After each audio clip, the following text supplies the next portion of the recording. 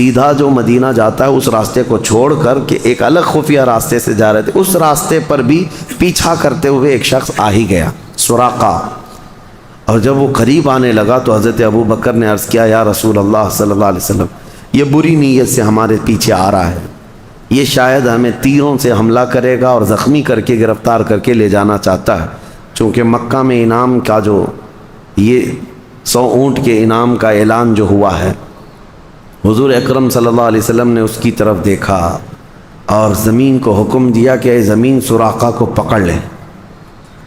وہ گھوڑا دوڑاتا ہی آ رہا تھا کہ اس کے گھوڑے کے ٹاپ سمیت وہ زمین میں دھس گیا، اور اس نے جب یہ دیکھا نبی پاک صلی اللہ علیہ وسلم کی زبان فیض ترجمان سے نکلے ہوئے کلمات کا زمین کیسے پیروی کر رہی ہے، اس نے اپنے تیر کمان پھینک دی اور کہا مجھے امان دے دیجیے، اور یہ کہنے لگا آپ شریف ابن شریف ابن شریف، کریم ابن کریم ابن کریم، آپ کریم ہیں، آپ کے باپ کریم، آپ کے دادا کریم ہیں، کرم کرنے والے لوگ، مجھے معاف کر دیں۔ نبی پاک صلی اللہ علیہ وسلم نے فرمایا زمین سراقہ کو چھوڑ دے، زمین کھل گئی اور وہ پھر نکل پڑا۔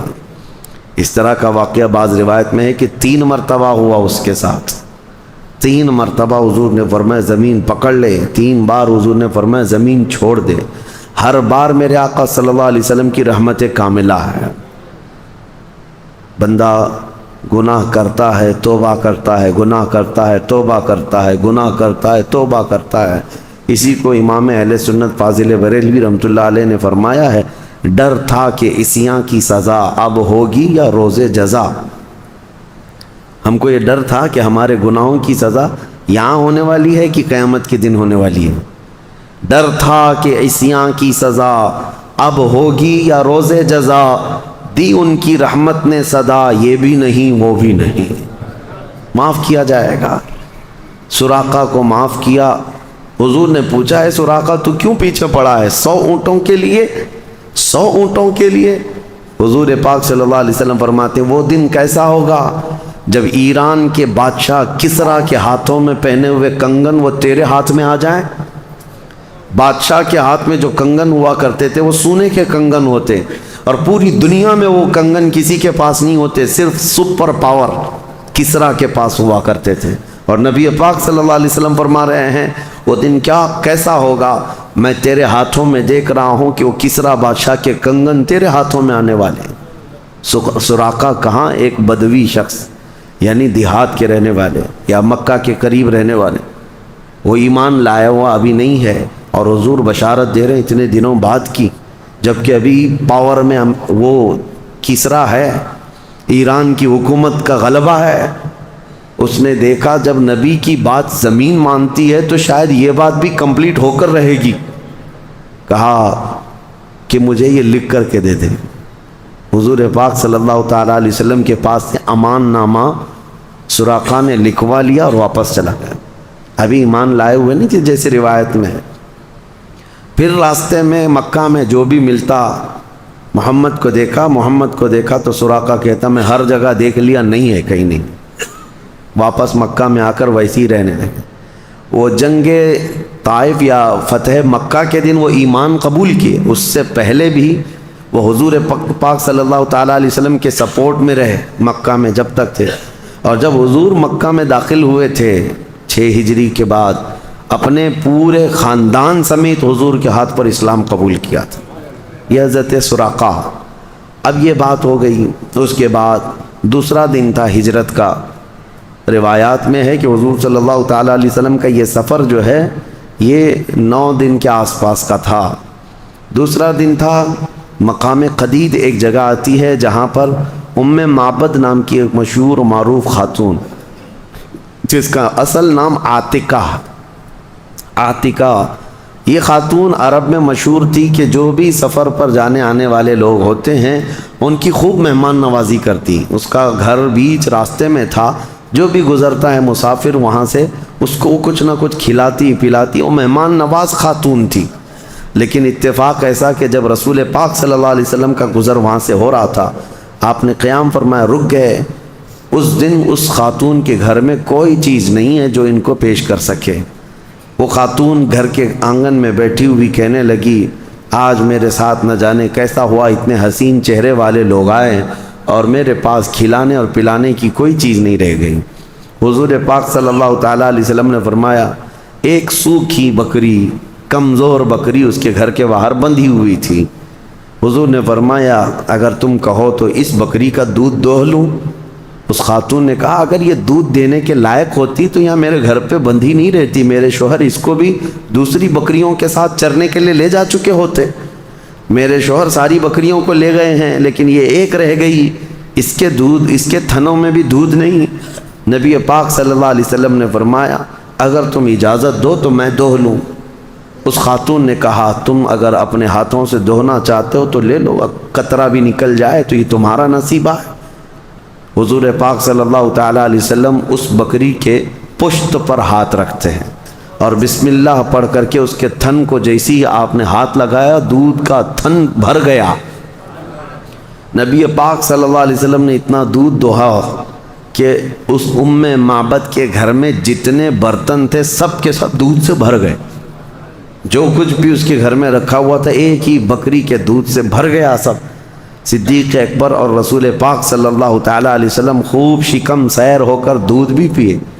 وہ حیرت زدہ تھی معبد کے ایک بوڑھی بکری جس کے تھن سوکھ چکے، موت کا انتظار کر رہی بکری، اس میں اتنا دودھ آیا کہاں سے؟ اور اس کے بعد جب اس نے یہ معجزہ دیکھا تو اپنے گھر کو سجا دیا اور کہا کہ میرے گھر رک جائیں، اور نبی پاک صلی اللہ علیہ وسلم ایک رات وہاں رکے۔ اور حدیثوں میں جو معبد کے الفاظ ہیں وہ پڑھنے کو جی چاہتا ہے کہ معبد نے جو نقشہ کھینچا ہے نا حضور پاک کا، اچھے اچھے بڑے بڑے شاعروں نے یہ نقشہ نہیں کھینچا۔ حضور پاک صلی اللہ تعالیٰ علیہ وسلم دوسرے دن وہاں سے اٹھے اور پھر سفر پر چل پڑے۔ معبد کا جو شوہر ہے وہ آیا اور پوچھا گھر میں ایک حسین سی خوشبو آتی ہے، کوئی آیا تھا؟ معبد کہتی ہاں بہت ہی حسین چہرے والے آئے تھے۔ کون تھے؟ کیا نام تھا؟ معبد نے اپنے انداز سے نام خود ہی بنا لیا تھا، پوچھا نہیں تھا نام دونوں کا۔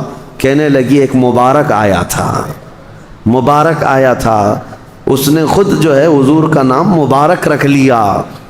حضور ویسے بھی مبارک کہتے ہیں برکت والا۔ اپنے شوہر کو اب وہ نقشہ کھینچ کر کے جو بتاتی ہے، اس کے شوہر نے پوچھا وہ کون تھے، کیسے تھے؟ وہ کہتی ہیں کیا بتاؤں، وہ جب سامنے ہوتے ہیں تو ایسا لگتا ہے کہ 14ویں کا چاند نکلا ہوا ہے، اور دور ہوں تو دیکھنے کا جی چاہنے لگے۔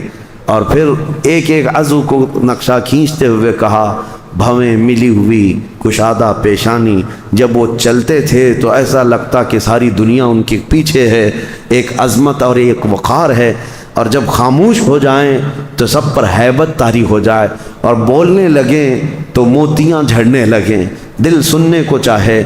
ہر چیز ادا کی، ایک نقش جو انہوں نے نکالا حضرت معبد نے۔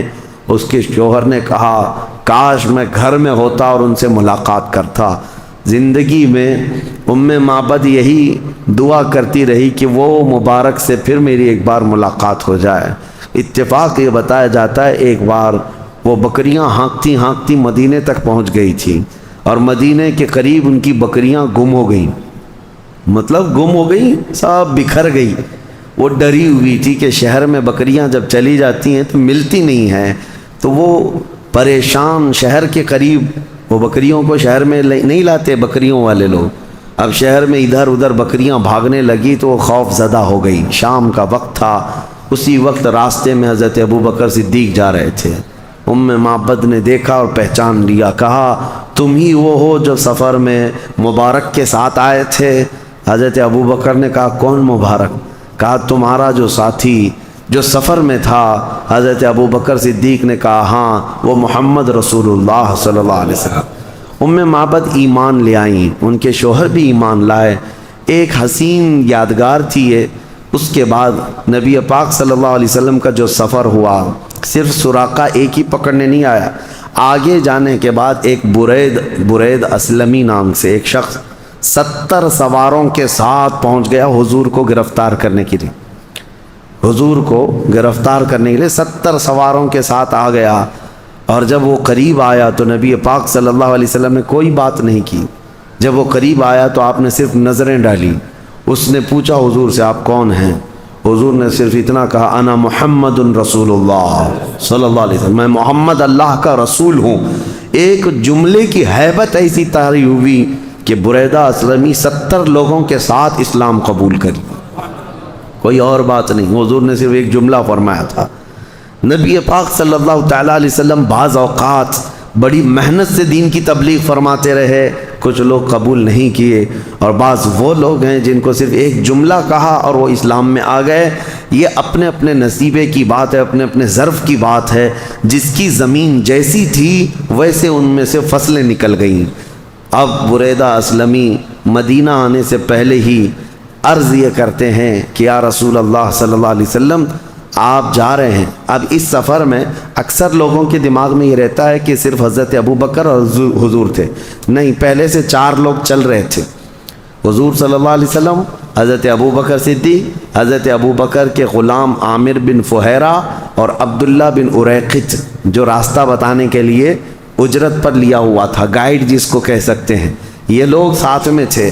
برید اسلمی جو تھے وہ پھر مدینے سے قریب آئے اور وہ بھی ساتھ ہو گئے. ایک بڑا قافلہ ہوا.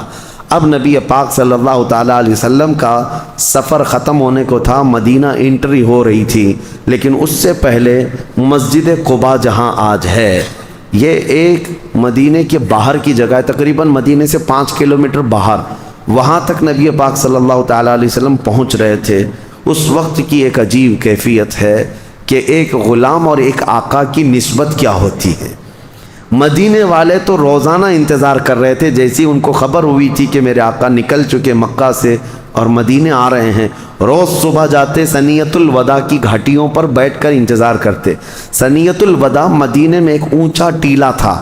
وہاں پہنچنے کے بعد جو بھی آتا ہے سب نظر آ جاتے تھے. مدینے کی طرف جو بھی آ رہے ہوتے ہیں وہاں سے نظر آتے تھے. اسی لیے ثنیۃ الوداع کو سب لوگ جا کر کے دیکھتے تھے کہ آ رہے ہیں یا نہیں آ رہے ہیں. روزانہ انتظار کرتے تھے. اور جب نبی پاک صلی اللہ علیہ وسلم پہنچنے والے تھے مدینہ طیبہ، وہ دن کیا تھا آپ کو میں بتاؤں؟ پیر کا دن تھا اور 12 ربیع الاول شریف تھی. حضور کے مدینے میں جانے کا دن بھی یہی ہے، پیر کا دن، اور 12 ربیع الاول شریف کا دن ہے. جب حضور آنے لگے تو سنو، ایک وفا شعار غلام حقیقی اور جانثار رسول نبی پاک صلی اللہ تعالیٰ علیہ وسلم کے سچے جانشین صدیق اکبر نے کیا کہا؟ آقا آپ رک جائیں، مدینے والے کافی دور سے دیکھ رہے ہیں. حضور کے جلوے دیکھنا چاہتے تھے، نبی پاک صلی اللہ علیہ وسلم کی جھلک دیکھنا چاہتے تھے. جو صحابہ جا کر مکہ میں ایمان لائے تھے انہوں نے مدینے میں اتنے قصیدے پڑھے تھے کہ ہر آنکھ دیدار کی مشتاق تھی. ہر کوئی مدینے میں حضور کو دیکھنے کا مشتاق تھا، یہودی بھی، عیسائی بھی، اور جتنے مدینے والے تھے سب بھی. اب جب قریب آئے اور مدینے کی بھیڑ لگ رہی تھی استقبال کے لیے، حضرت ابو بکر صدیق نے اپنا جبہ اتارا اور ایک اونچا جھنڈا جو تھا اس کو، جھنڈا برید اسلمی جھنڈا لے کر چل رہے تھے. حضرت ابو بکر صدیق نے کیا کیا؟ اپنا جبہ یا اپنا کپڑا اٹھا کر کے حضور اکرم صلی اللہ علیہ وسلم کے سر کے اوپر سایہ کرنے لگے. پورا سفر تو ایسے ہی چلے. مدینہ جب آنے لگا تو یہ کپڑا اٹھا کر کے حضور پر سایہ کر رہے تھے. حضور نے پوچھا ابو بکر یہ کیا کر رہے ہو؟ تو حضرت ابو بکر نے کہا یہ نئے لوگ ہیں میرے آقا، مدینے میں جو آپ کو دیکھ رہے ہیں، میں اس لیے آپ کے اوپر کپڑا سایہ کر رہا ہوں تاکہ ان کو پتہ چلے کہ میں غلام ہوں اور آپ آقا ہیں. کہیں وہ غلطی میں کسی اور کو نہ سمجھ لیں کہ یہ اللہ کے رسول ہیں. ہم آپ کی عظمت شان کے لیے یہ کپڑا تانے ہوئے ہیں تاکہ لوگوں کو پتہ چل جائے کہ ہمارا آقا تشریف لا رہا ہے. میرے عزیز، تو یہی تو بات ہے کہ ہم فرق کرنے کے لیے کوئی نہ کوئی چیز لاتے ہیں. مسجدوں کو عام طور پر گھروں کی طرح کیوں نہیں بناتے؟ ایک مینار یا ایک گنبد اسی لیے رکھتے ہیں تاکہ عام گھروں سے فرق ہو جائے. اللہ کا گھر اور ہے، ہمارا گھر اور ہے. ہر چیز میں علماء کو بھی اسی لیے کہا گیا ہے وہ اپنے عمامے، اپنے لباس الگ اس لیے رکھیں تاکہ دنیا یہ جانے کہ محمد عربی صلی اللہ علیہ وسلم کے نائبوں کی جماعت ہے، دین کے علم رکھنے والوں کی ہے. فرق رکھنے کا حکم دیا گیا اور صدیق اکبر نے یہ ثابت کر دکھایا نبی پاک صلی اللہ علیہ وسلم سے ریلیٹڈ ہر چیز کو عظمت کے ساتھ پیش کرنا چاہیے. عظمت کے ساتھ پیش کرنا چاہیے تاکہ دنیا کے دلوں میں میرے آقا کی عظمت قائم رہے۔ سفر یہاں تک ہوا، اب پھر مدینے والوں کا جو استقبال تھا وہ تو تاریخ میں رقم کرنے والا استقبال ہے۔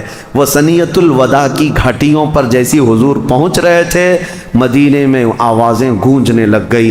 بنو نجار ایک خاندان ہے مدینے کا، ان کی بچیاں، انصار جتنے بھی قبیلوں میں تھے، اوس اور خزرج کے، سب اپنے اپنے گھروں سے نکل آئے تھے، عورتیں اپنے چھتوں پر تھیں، اور سبوں نے جو ہے ترانہ مصطفیٰ جو گنگنایا تھا، طلع البدر علینا من ثنیات الوداع وجب الشکر علینا ما دعا للہ داعی، جس کا مطلب ہی ہوتا ہے طلع البدر علینا من ثنیات الوداع، و ثنیۃ الوداع کی گھاٹیوں سے ہم پر 14ویں کا چاند طلوع ہو گیا ہے۔ یہ مدینے والے کہتے تھے، ثنیۃ الوداع کی گھاٹیوں سے ہم پر 14ویں کا چاند طلوع ہو گیا ہے۔ اے لوگو، ہم پر اللہ کا شکر واجب ہو گیا کہ اللہ کی طرف بلانے والا رسول اب ہمارے درمیان آ رہا ہے۔ انہیں فخر تھا اس بات کا، فخر تھا۔ جب نبی پاک صلی اللہ تعالیٰ علیہ وسلم قریب آتے گئے، دف بجا بجا کر کے بچیاں یہ گنگناتی تھی، ایک عجیب سا سما تھا، ایک عجیب سا ماحول تھا۔ آج لوگ کڑتے ہیں اور جلتے ہیں، پوچھتے ہیں جلوس کہاں سے ہے، ہم یہی کہتے ہیں یہی تو مدینے والوں کا جلوس تھا جو میرے آقا کے استقبال کے لیے انہوں نے کیا تھا، اور اتفاق یہ ہے کہ انہوں نے بھی 12 ربیع الاول کو ہی جلوس کیا تھا۔ آج مدینے سے عقیدت رکھنے والے پوری دنیا کے سنی ان مدینے کی بچیوں کی اقتدا کرتے ہوئے، اگرچہ میرے آقا ہمارے شہر نہیں آ رہے ہیں، لیکن تاریخ ہے اس دن حضور پاک کے عاشقوں کا جلوس نکلا تھا، آج ہم غلاموں کا بھی جلوس نکلتا ہے۔ اللہ کریم ہم سب کو سنی صحیح العقیدہ رکھے اور میرے آقا کے عاشقوں کی جماعت میں زندہ رکھے، اور حضور پاک کے قدموں میں ہمیں موت نصیب فرمائے۔ وآخر دعوانا الحمد للہ رب العالمین۔ السلام علیکم ورحمۃ اللہ تعالی وبرکاتہ۔ ناظرین، امید ہے آپ سب خیریت سے ہوں گے۔ اللہ سبحانہ و تعالیٰ آپ سب کو سلامت رکھے۔ آئیے سب سے پہلے 12 ربیع الاول کی نسبت سے کم از کم 12 مرتبہ درود پاک پڑھ لیتے ہیں۔ صلی اللہ علی محمد صلی اللہ علیہ وسلم، صلی اللہ علی محمد صلی اللہ علیہ وسلم، صلی اللہ علی محمد صلی اللہ علیہ وسلم، صلی اللہ علی محمد صلی اللہ علیہ وسلم، صلی اللہ علی محمد صلی اللہ علیہ وسلم، صلی اللہ علی محمد صلی اللہ علیہ وسلم، صلی اللہ علی محمد صلی اللہ علیہ وسلم، صلی اللہ علی محمد صلی اللہ علیہ وسلم، صلی اللہ علی محمد صلی اللہ علیہ وسلم۔ ناظرین، مجھے امید ہے کہ آپ نے یہ بیان مکمل طور پہ سنا اور جانا کہ حضور علیہ الصلوۃ والسلام کا معجزہ کیا ہے۔ بہت سے لوگ حضور علیہ الصلوۃ والسلام کے معجزے کا انکار کرتے ہیں اور کہتے ہیں کہ حضور علیہ الصلوۃ والسلام ایسا نہیں کر سکتے، اور ہم سنیوں کا یہ عقیدہ ہے کہ حضور علیہ الصلوۃ والسلام جو چاہیں وہ کر سکتے ہیں۔ ہم غلاموں کے گھر آ سکتے ہیں اگر ہم اس قابل ہوں، اپنے سیاہ دل کو صاف کر لیں، اپنی زبان سے درود پاک کا ورد کر کے اپنے گناہوں کو مٹا دیں، اور جب ہم اس قابل ہو جائیں گے تو حضور علیہ الصلوۃ والسلام ضرور تشریف لائیں گے۔ آپ کو یہ بیان کیسا لگا کمنٹ میں ضرور بتائیں، اور اسی طرح کی ویڈیو پانے کے لیے ہمارے چینل کو ابھی سبسکرائب کریں اور ساتھ ہی میں بیل آئیکن کو دبانا نہ بھولیں تاکہ ہماری ہر آنے والی ویڈیو کو دیکھ سکیں سب سے پہلے۔ اور ہاں، اس ویڈیو کو اپنے سبھی دوستوں کے ساتھ بھی شیئر کریں۔ پھر ملیں گے ایک نئی ویڈیو کے ساتھ، تب تک کے لیے 12 ربیع الاول کی خوشیاں منائیں، اپنے گھر کو سجائیں، اور جتنا ہو سکے صدقہ خیرات کریں، اپنے گھر کو سجائیں، اور حضور علیہ الصلوۃ والسلام پر کثرت سے درود پاک پڑھیں۔ السلام علیکم ورحمۃ اللہ تعالی وبرکاتہ۔